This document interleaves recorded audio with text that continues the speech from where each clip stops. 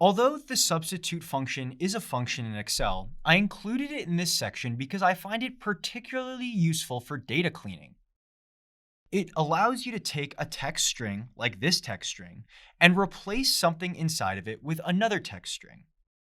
Currently in this dataset, we have a list of some of the names of the most popular Mercedes-Benz cars being sold in the 2023 model year.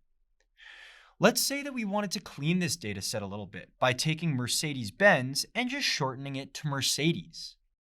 To do this, let's use substitute, typing equals substitute, and then the first argument is the text, and this is the text that we want to edit. The old text is Mercedes dash Benz, and the new text that we want to insert is Mercedes. Close parentheses and hit enter, and we see that Excel has properly shortened our text string to what we asked for.